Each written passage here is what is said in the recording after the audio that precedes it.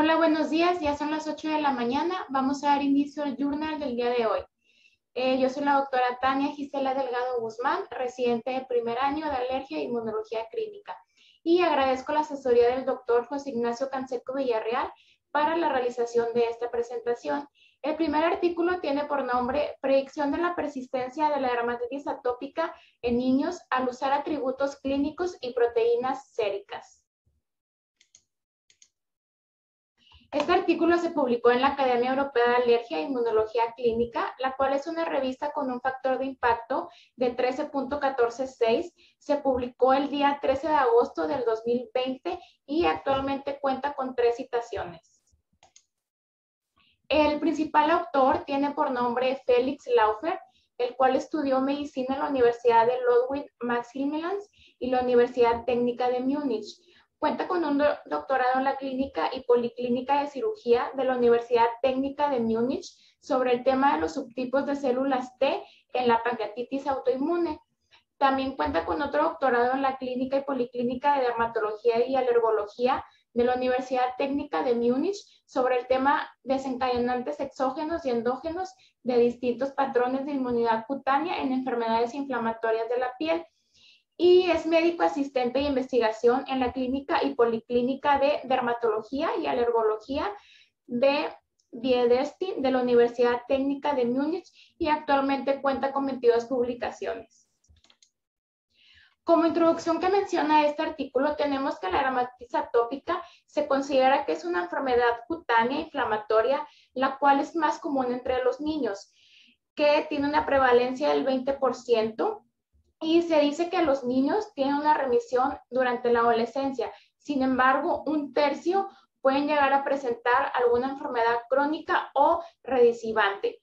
Los factores de riesgo para que estos pacientes presenten persistencia de la dermatitis atópica es una puntuación alta de la enfermedad en la primera aparición, antecedentes familiares de atopia, el que presente sibilancias tempranas o también el que tenga una IgE sérica total elevada.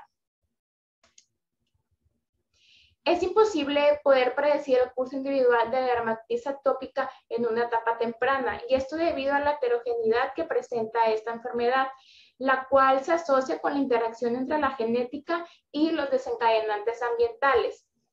Lo que menciona este artículo es que los pilares de apoyo de la inflamación atópica son una barrera cutánea deteriorada, esto causada por las mutaciones de filagrina, y también la microbiota y alérgenos que van a provocar respuestas inmunitarias adaptativas e innatas de tipo 2.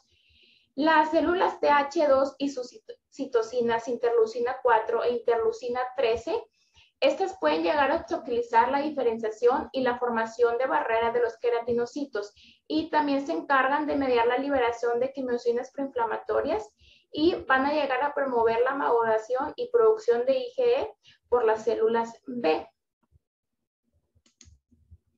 Por lo que la dermatitis atópica conduce a inflamación sistémica y se pueden llegar a utilizar 11 proteínas séricas para identificar diferentes endotipos inmunológicos de la dermatitis atópica y así poder puntuar la gravedad de la enfermedad. En este estudio se planteó la hipótesis de que no solo los fenotipos clínicos, sino también el curso heterogéneo de la dermatitis atópica en los niños se basan en diferentes endotipos de la enfermedad. La identificación temprana de los niños de alto riesgo conducirá a mejores en la atención al paciente, ya que a estos pacientes y sus padres se les podría ofrecer una supervisión médica cercana, un tratamiento farmacológico adecuado y así una prevención de alergias. Y el objetivo de este estudio fue que los autores investigaron si la evaluación de las proteínas séricas en combinación con variables clínicas es útil para estratificar a los niños con respecto a su riesgo individual de persistencia de la dermatitis atópica. Por lo que en total se recolectaron 248 muestras de suero de niños de la edad de 0 a 3 años. El diagnóstico de dermatitis atópica fue confirmado por un médico en el Departamento de Dermatología entre el año 2005 y 2011. Las muestras de estos pacientes se almacenaron en el biobanco de Biedestin a menos 80 grados y en total se contactaron a 135 pacientes. de los cuales 124 pacientes decidieron participar en este estudio. La información se obtuvo de manera retrospectiva. Esta fue sobre antecedentes familiares y los antecedentes de enfermedad entre la edad de 0 y 3 años.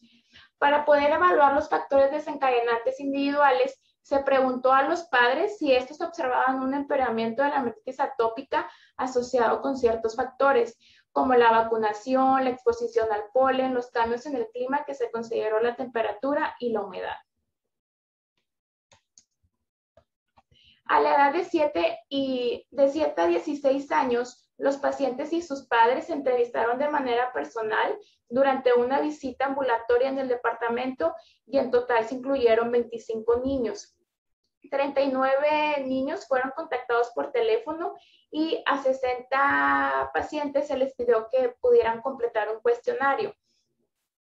Lo que se encontró es que 2 pacientes de esta cohorte de estudio eran asiáticos y los 122 restantes eran caucásicos. Un curso persistente de dermatitis atópica se consideró cuando los padres informaron lesiones cutáneas visibles de dermatitis atópica con un SCORAT mayor a 0 a la edad de 7 años.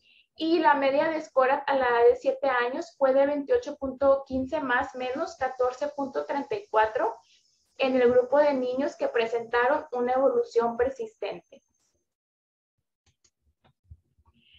También para poder validar los predictores de persistencia, se evaluó una cohorte independiente donde en total se incluyeron 20 niños, de los cuales 19 fueron contactados por teléfono y 1 fue a través de un cuestionario. Se analizó el suero recolectado entre 2013 y el año 2015. La cohorte de validación consistió en pacientes caucásicos y 2 asiáticos. También se evaluó una cohorte independiente. Esta fue una subcohorte del Centro de Estudios de Múnich del estudio LISA, el cual significa influencia de los factores relacionados con el estilo de vida en el desarrollo del sistema inmunológico y las alergias en Alemania Oriental y Occidental. Este fue un estudio de cohorte de nacimientos basado en la población alemana y que se clasificó como una cohorte independiente para la validación. Se incluyeron niños del Centro de Estudios de Múnich que tuvieron dermatitis atópica, la cual fue diagnosticada por un médico y reportada por los padres en los primeros 3 años de vida. Y también la información de seguimiento sobre el curso de la enfermedad estuvo disponible hasta la edad de 7 años y en esta cohorte independiente se incluyeron en total 168 niños. También se midieron 33 citoquinas, quimiosinas y factores de crecimiento en el suero de estos pacientes. Esto fue a través del ensayo que tiene por nombre Bioplex Prohuman Cytokine 27 Plex. También se midió la IgE sérica total e IgE específica a los alérgenos más comunes, entre los cuales se incluyeron el huevo, el maní, la soya, la proteína de leche de vaca, la zanahoria, el trigo, el plátano, el dermatofagoides peronicinus, la caspa de gato y perro, el Phleum pratense, centeno, Cladosporium herbarum, polen de abedul y Artemisia vulgaris. Estos se midieron usando el Immunocap 250 e Immunolite 2000 XP. La dermatitis alérgica extrínseca, esta se caracterizó por una IgE mayor a 100 unidades sobre mililitro y o la presencia de IgE específica. La dermatitis atópica no alérgica intrínseca se caracterizó porque presentaron estos pacientes una IgE menor a 100 unidades sobre mililitro y sin IgE específica detectable.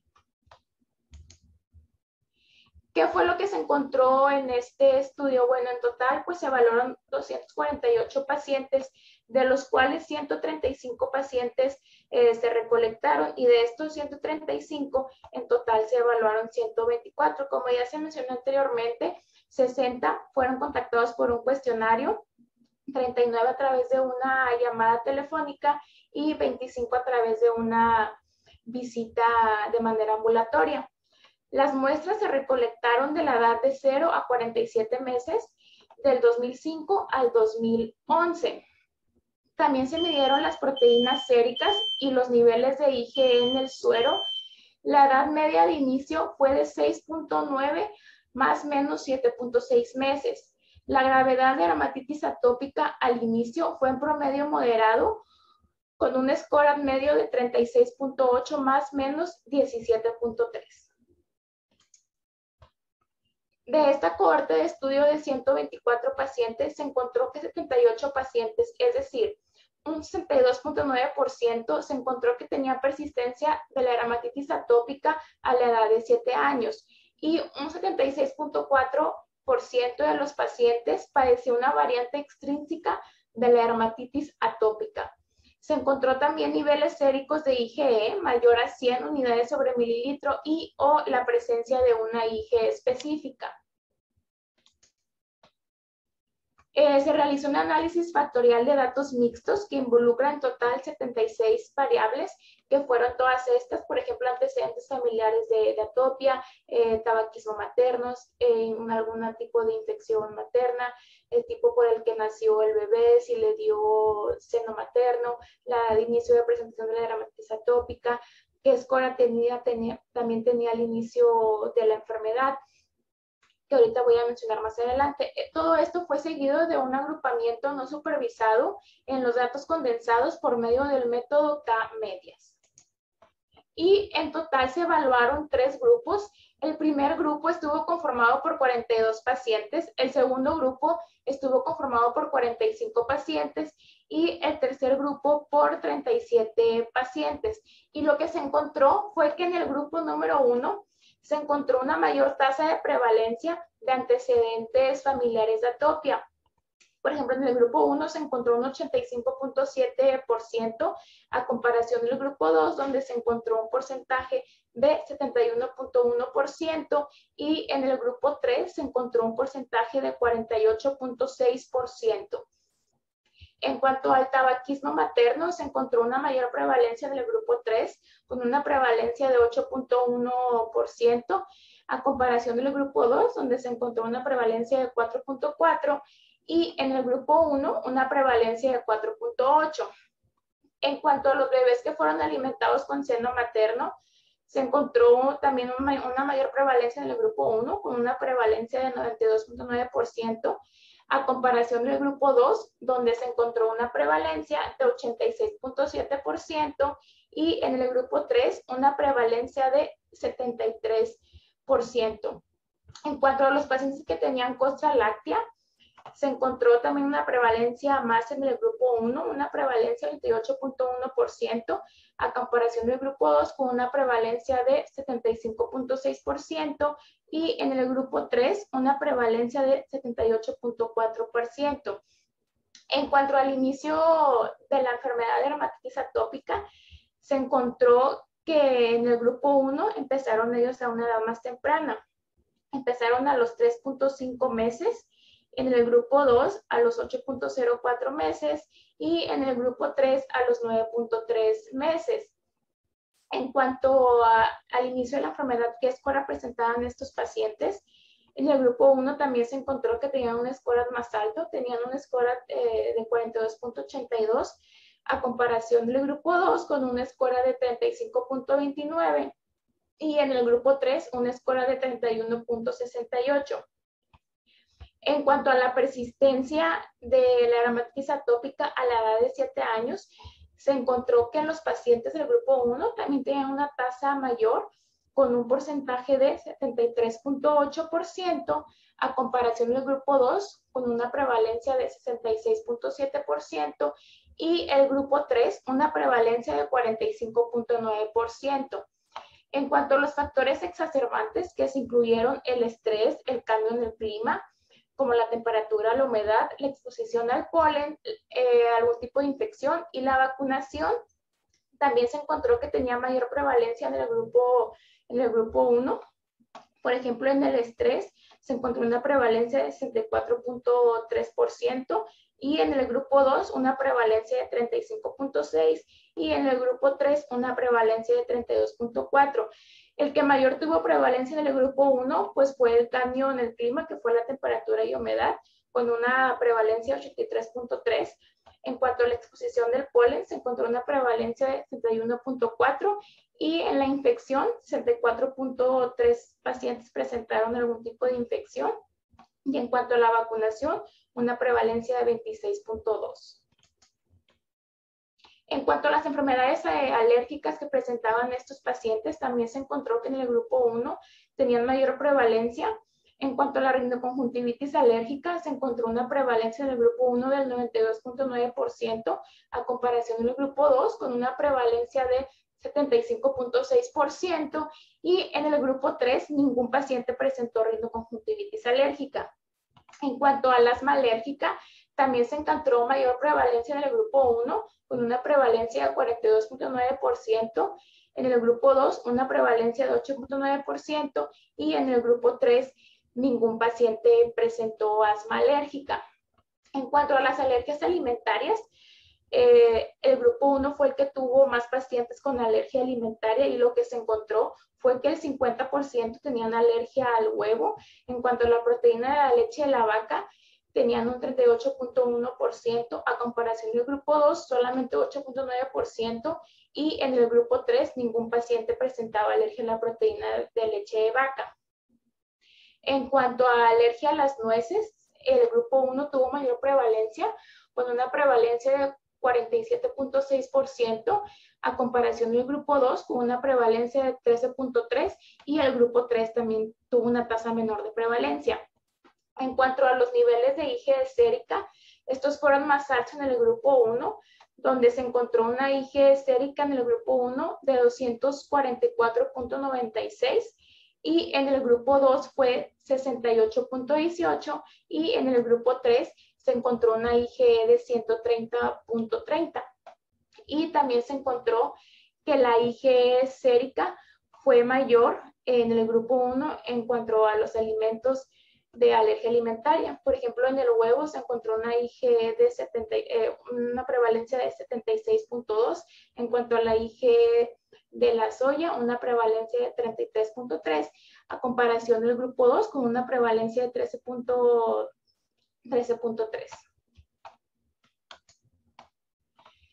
Los niveles más altos de interleucina 9 en el grupo 1 que en el grupo 3 fue lo que se encontró. También se encontraron niveles de interleucina 17 en suero, los cuales fueron más altos en el grupo 1 que en el grupo 2 y en el 3.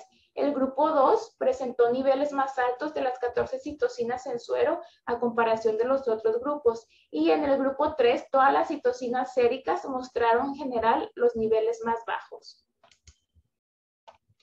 El grupo 1 se caracterizó por el endotipo de dermatitis atópica más grave. Esto fue debido al score más alto al inicio de la enfermedad, también por la prevalencia más alta de otras enfermedades atópicas, también por presentar la tasa más alta de antecedentes familiares positivos y la tasa más alta de un curso persistente de la enfermedad, por lo que se buscó identificar factores asociados a la persistencia de la enfermedad hasta los 7 años. Y lo que se encontró fue que el 62.9% de los niños mostró un curso persistente de la enfermedad en la cohorte de estudio.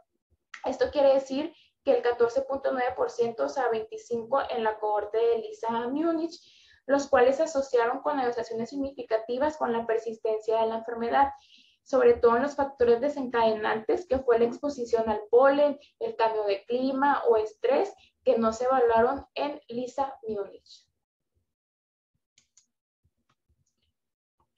También se encontró que el score a la edad de 3 años fue mayor en el grupo persistente, con un score de 35 más menos 12.26 que en el grupo no persistente, con un score de 12.6 más 14.58 y más pacientes en ambos grupos con afectación de la cara y extremidades en el momento de inicio de la enfermedad.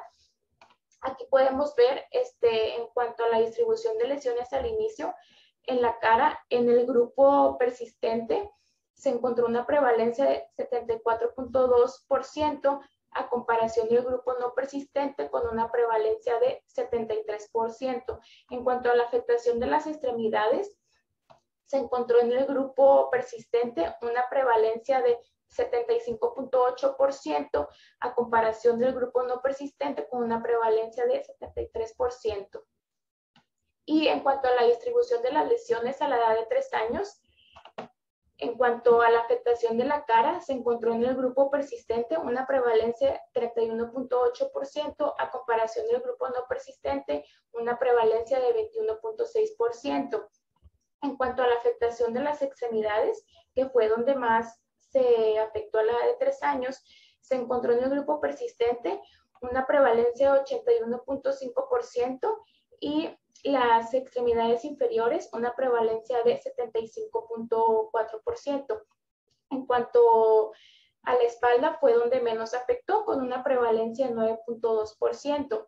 Y en cuanto a la distribución de las lesiones a la edad de 7 años, que fue muy similar a la presentación también de las lesiones a la edad de 3 años, en cuanto a la cara, se encontró una prevalencia de 23.1 y en cuanto a las extremidades superiores, se encontró una prevalencia de 81.5% y las extremidades inferiores, una prevalencia de 80%. Los pacientes del grupo persistente presentaron una distribución similar de las lesiones a la edad de los 3 y 7 años. Como podemos ver en esta imagen, el color rojo significa que están más afectados. Entonces podemos ver que es prácticamente pues igual a la edad de 3 años y a la edad de 7 años en cuanto al grupo persistente. Más pacientes en el grupo persistente que en el grupo no persistente mostraban afectación de los miembros superiores, miembros inferiores y pliegues, que es lo del color rojo en ambos grupos. Y las diferencias observadas no se correlacionaron con la aplicación de esteroides tópicos, que se clasificaron de acuerdo si nunca lo usó, si lo usó de manera proactiva o si fue de manera necesaria. O también a los emolentes, si nunca lo usó, si fueron de forma diaria o si fueron el uso durante varias veces a la semana.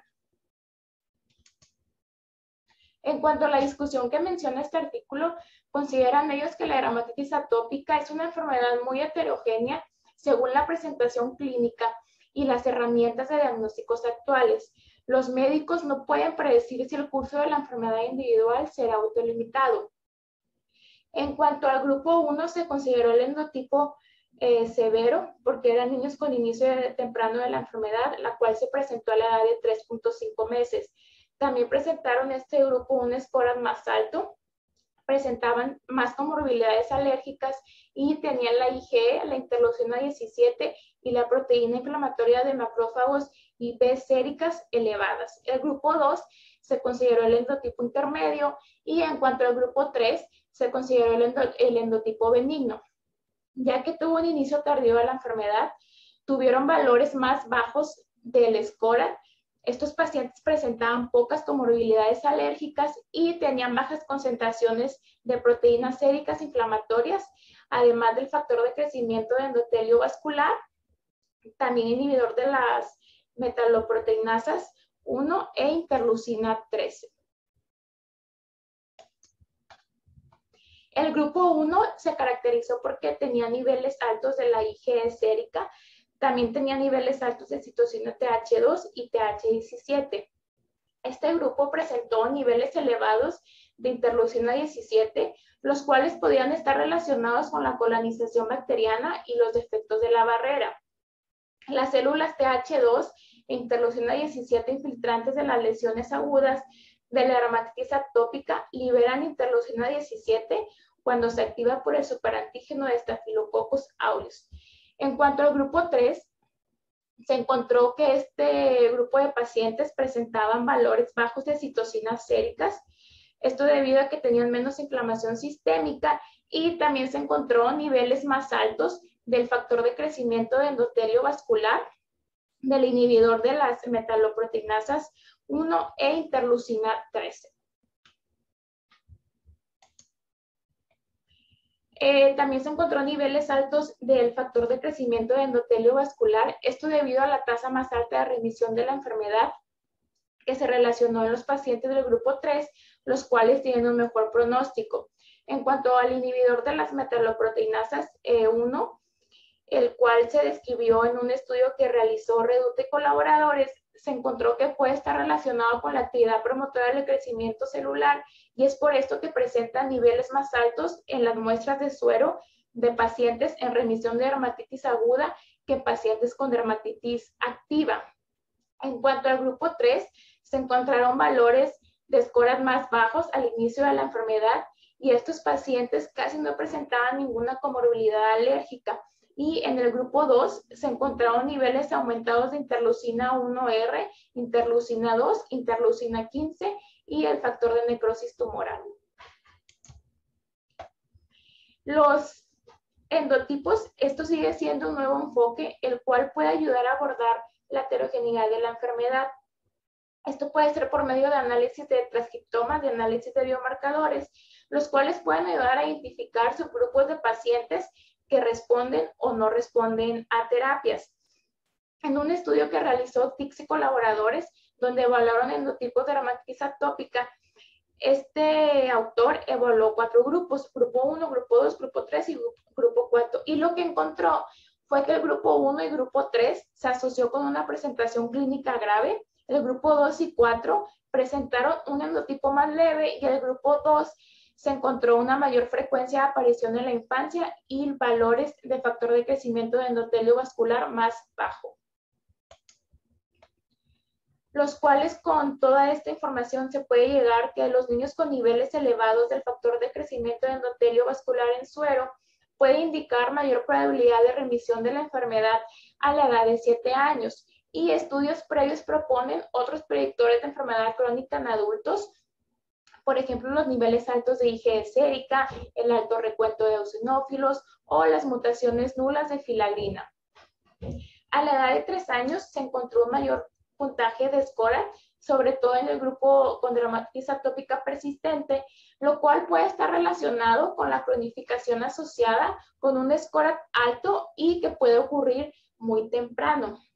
Esto se demostró por el estudio que hizo Zelowski y colaboradores, donde él encontró que el SCORAT reflejó la duración de las lesiones de la dermatitis atópica. También se encontró en este estudio que existe una relación significativa en cuanto a la persistencia de la enfermedad con la afectación de los miembros superiores, inferiores y pliegues. También se encontró asociación en cuanto a la persistencia de la enfermedad con los cambios de factores desencadenantes en el clima, la exposición al polen y el estrés, donde el estrés se considera que es un factor desencadenante muy importante, donde se tiene que referir a los pacientes en dado caso pues a terapia psicológica. Esto se relacionó con los cambios en el clima, ya sea la humedad o la temperatura, los cuales pueden llegar a exacerbar la hiperactividad de la piel.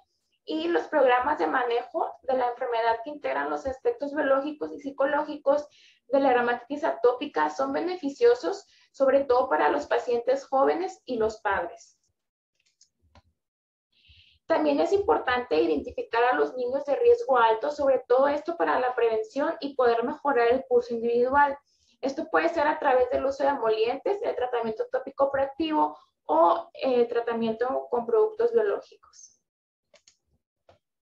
Los factores con un impacto alto en la predicción de la persistencia de la enfermedad se incluyeron el SCORAT a la edad de 3 años, el clima y el polen, la costra láctea, una lactancia materna y un factor de crecimiento de endotelio vascular bajo.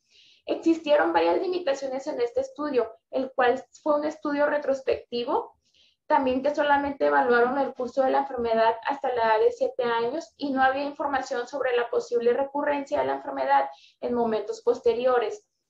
No se pudo descartar el sesgo de selección provocado por el diseño de estudio monocéntrico y los casos graves pueden haber predominado en el departamento universitario, lo que puede explicar la mayor tasa de niños con curso persistente y que solamente se utilizaron resultados reportados por los padres que pudo contribuir a una tasa mayor de persistencia.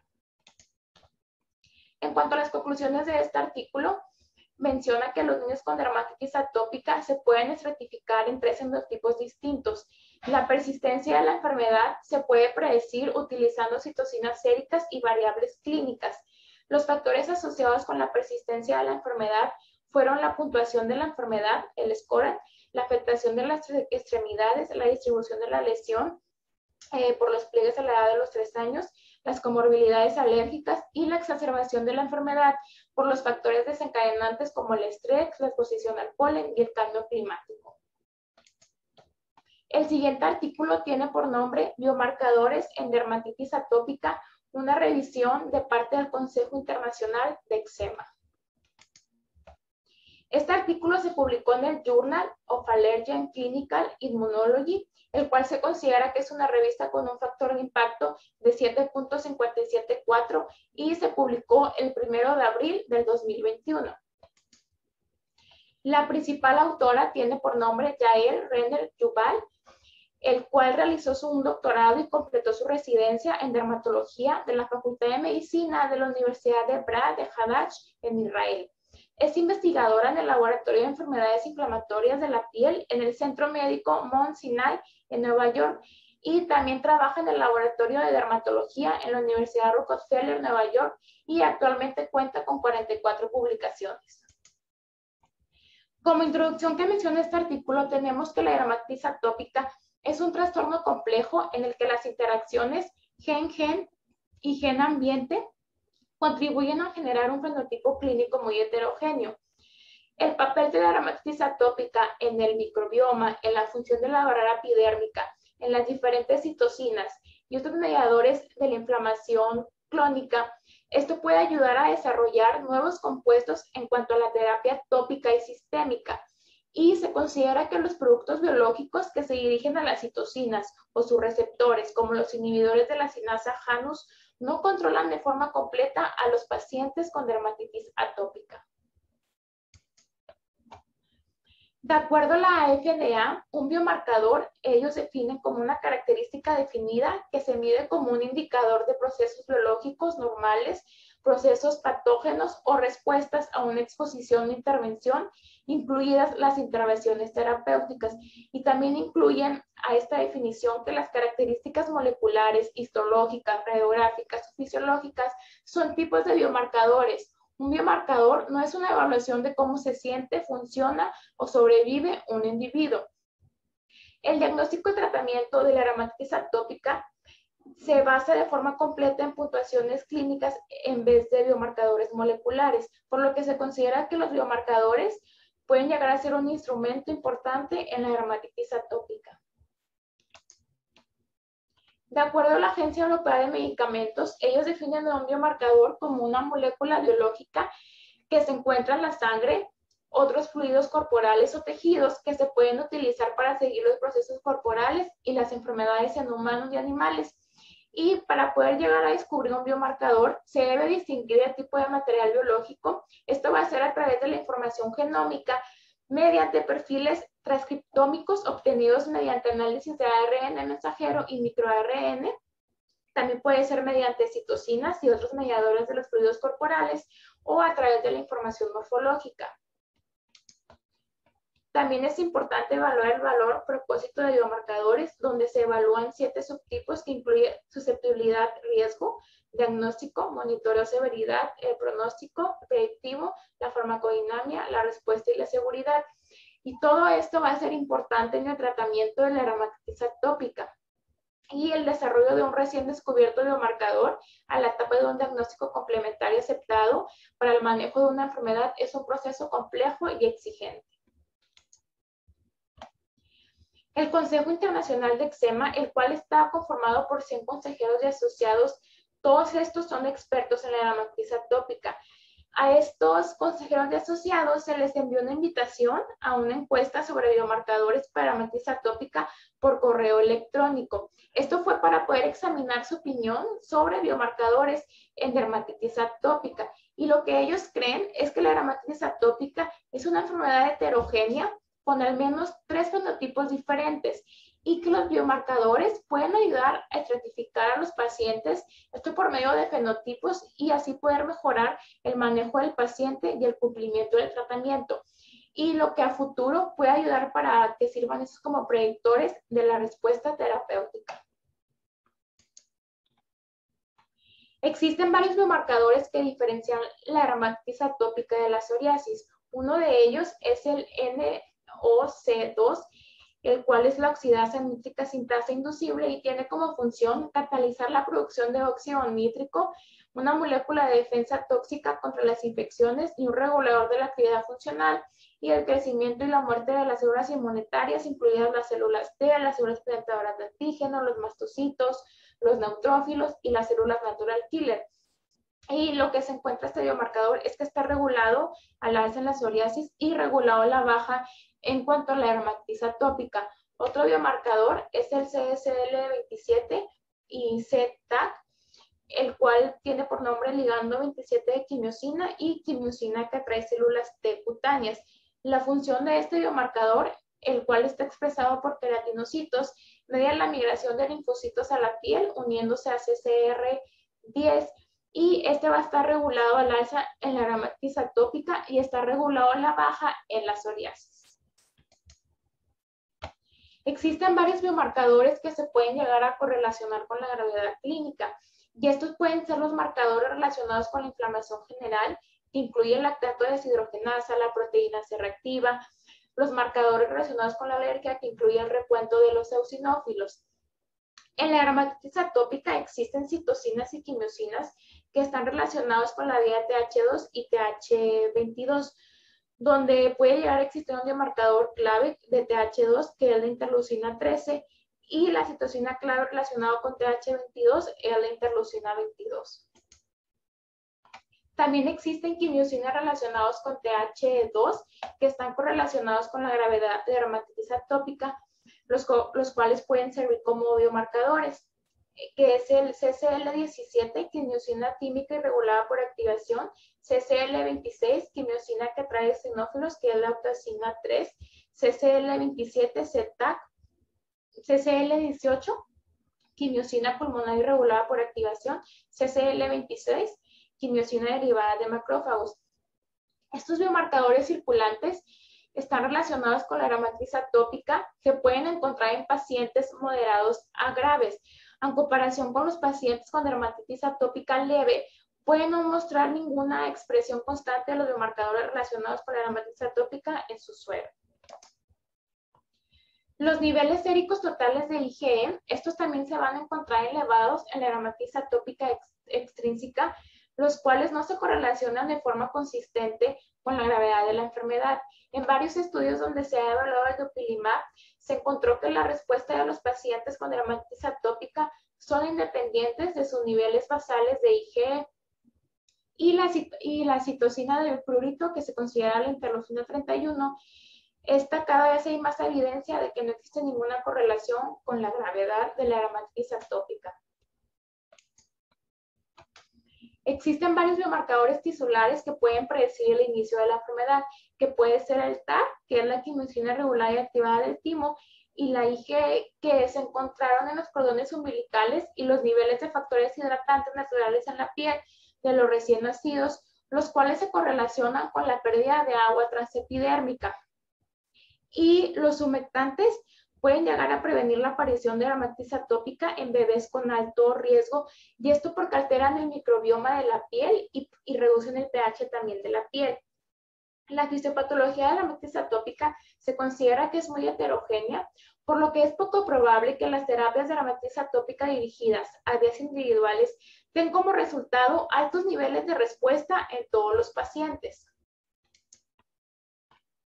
Los síntomas de la dermatitis atópica pueden fluctuar con el tiempo, por lo que los biomarcadores pueden informar sobre la respuesta del paciente al tratamiento y el mecanismo de acción de un medicamento. Por ejemplo, el trecolimumab, el cual inhibe la interleucina 13 en la dermatitis atópica, identifica que la dipeptidilpeptidasa 4 como un biomarcador de respuesta al tratamiento potencial para la inhibición de interleucina 13.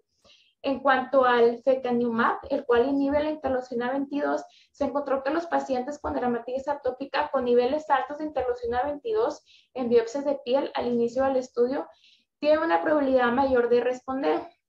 También el biomarcador de CXL9 puede responder con la ciclosporina, y el biomarcador CXL2 en cuanto al metrotexate o acitropina. ¿Puedo ayudar en eso? Mamá, ¿qué canción? El CCL17 y TAR se considera que es una quimiosina CC descubierta en 1996 por IMAI y colaboradores. Esta va a estar expresada en el timo y un miembro de la familia de quimiosinas TH2 que atrae células positivas al receptor 4 de quimiosina C. También se encontró que el tamaño del timo puede estar relacionado con la dermatitis atópica y que la piel con lesiones de dermatitis atópica, CCL17 y TARC se puede encontrar en queratinocitos de la epidermis, en células endoteliales vasculares, en las células T o células dendríticas. Y en Japón se miden los niveles séricos de CCL17 TARC desde 2008, por lo que puede ser un biomarcador clínico útil para monitorear la eficacia del tratamiento y asegurar resultados de tratamiento exitosos en la población japonesa. Varias investigaciones han encontrado que existe una correlación entre la gravedad de dermatitis atópica y los niveles séricos de CCL17 TARC en pacientes pediátricos, lo que significa que a mayor nivel de CCL17 TARC en la sangre del cordón umbilical puede ayudar a predecir la dermatitis atópica en la infancia. Los pacientes que tienen un tratamiento proactivo, en esos pacientes se encontró que hay niveles séricos de CCL17 TARC disminuidos, por lo que a estos pacientes se les motiva a que continúen con una terapia continua. También puede ayudar el CCL17 TARC para evaluar la inflamación no visible subclínica pero activa relacionada con la dermatitis atópica, y los niveles altos de CCL17 TARC pueden llegar a sugerir recaídas frecuentes de la dermatitis atópica, incluso después de la resolución clínica, por lo que se considera que continúan con un tratamiento proactivo. Y también se encontró que el nivel sérico elevado de CCL17 TARC no es específico de la dermatitis atópica, por lo que también se puede llegar a encontrar en el pefigoide ampolloso, en la sarna, en el prurigo polimórfico, en el linfoma cutáneo de células T, también una erupción farmacológica, en la dermatosis pustulosa, en el síndrome hipereosinofílico o en el linfoma de Hodgkin. En cuanto a las biomarcadores de dermatitis atópica entre los fenotipos de la enfermedad, se encontró que el fenotipo asiático de dermatitis atópica, ellos tienen mayor expresión de marcadores relacionados con TH17, por ejemplo, interleucina 17A, interleucina 19 o CCL20, y ellos presentan mayor aumento de la expresión de interleucina 22, interleucina 17 e interleucina 22, a comparación de los pacientes europeo-mexicanos. También los pacientes asiáticos tienen dermatitis atópica extrínseca, es decir, niveles altos de IgE, y también presentan expresión de TH17 más baja que la dermatitis atópica intrínseca, por lo que existe una desregulación inmune que se encuentra entre la dermatitis atópica europeoamericana y la psoriasis, que esto se correlaciona bien con el fenotipo clínico de la dermatitis atópica asiática, donde presentan lesiones psoriasiformes bien delimitadas. En cuanto a los pacientes de raza negra, ellos carecen de mutación de filagrina, que hay una mayor predominancia de TH2, TH22 y una atenuación de las células TH1 y TH17, por lo que hay menor pérdida de agua transepidérmica en la dermatitis atópica en los pacientes de raza negra y presentan el fenotipo liquinificado atípico. Los pacientes que tienen mayor a 61 años con dermatitis atópica, ellos presentan una disminución de los biomarcadores TH2 y TH22 con un aumento paralelo de los biomarcadores TH1 y TH17 y un defecto de barrera menos pronunciado. La dermatitis atópica de inicio temprano en los lactantes es de forma molecular similar a la psoriasis en la distribución extensora de las lesiones. En los pacientes pediátricos existen varios predictivos de la alergia alimentaria que pueden estar relacionados con la gravedad clínica de la dermatitis atópica, como QRT5, QRT14, QRT16 o los productos de degradación de filagrina, por lo que las mutaciones de filagrina con niveles suprimidos de expresión de filagrina pueden llegar a predisponer a dermatitis atópica. Los niveles altos de IgE sérica y la disminución de filagrina pueden predisponer a los pacientes con dermatitis atópica a la alergia alimentaria como parte de la marcha atópica. Los pacientes con dermatitis atópica que están colonizadas con estafilococos aureus tienen niveles más altos de biomarcadores tipo 2 como eosinófilos, IgS, CCL17-TAR, CCL26-eutacina 3 o lactato deshidrogenasa, por lo que existen varios parámetros clínicos más graves como todos los puntajes de gravedad, la barrera de disfunción, que esta puede ser por pérdida de agua transepidérmica o una mayor sensibilización a alérgenos.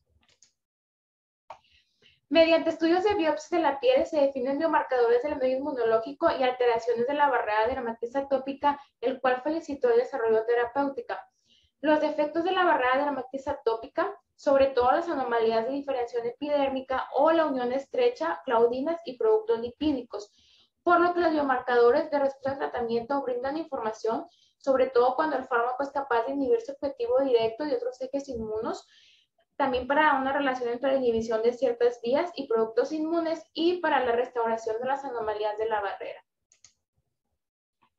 Las muestras séricas, bueno, es una fuente más accesible de biomarcadores, se pueden recolectar de manera fácil y representa la manera más objetiva de la afectación cutánea general de algunos biomarcadores claves de dermatitis atópica en la piel como CCL26 o eutacina 3 no se detectan bien en la sangre. En cuanto a las biopsias de la piel, no es tan accesible y solamente representa la piel donde se realiza la biopsia y se puede clasificar en muestra lesionada y no lesionada.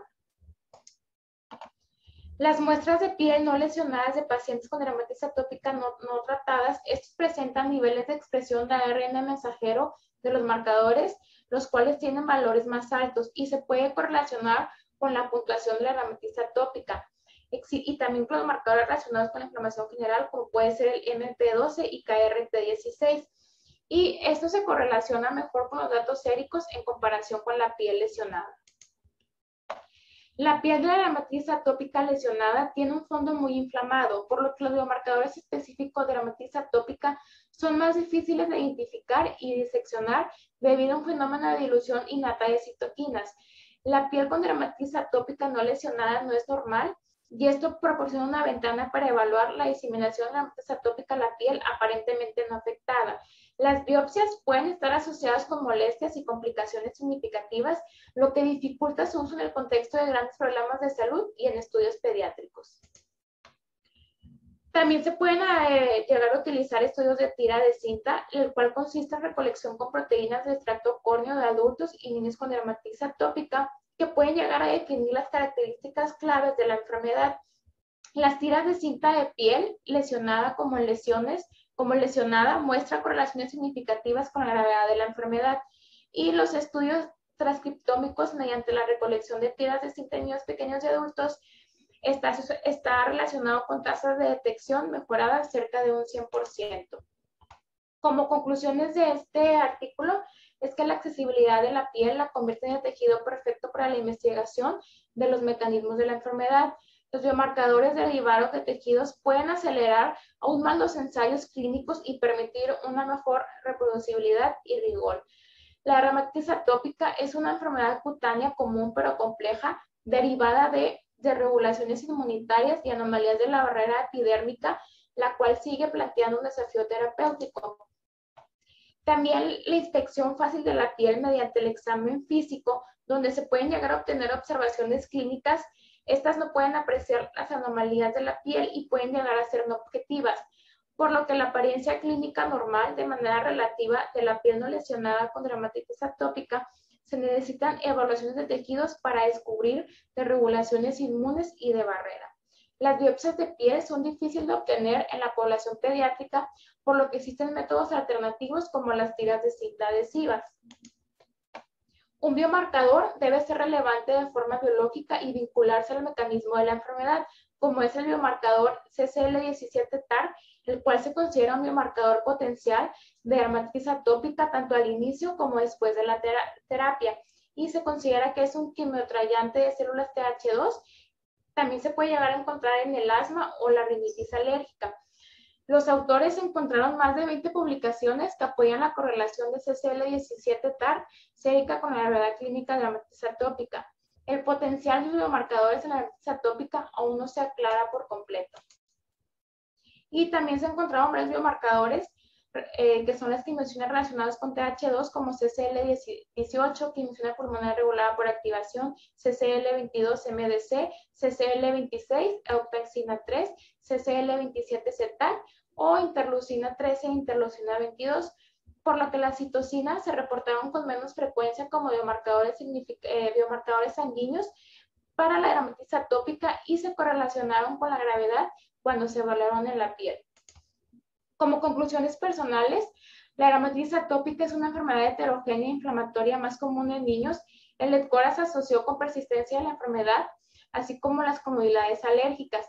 Se ocupa un tratamiento integral en los pacientes con dermatitis atópica para una mejoría clínica. Los biomarcadores pueden ser útiles en el futuro para un tratamiento adecuado de la dermatitis atópica, pero es demandante y requiere múltiples pasos. Aún se necesitan más estudios para conocer la relevancia de los biomarcadores y que en un futuro ayuden como una herramienta clínica para el tratamiento.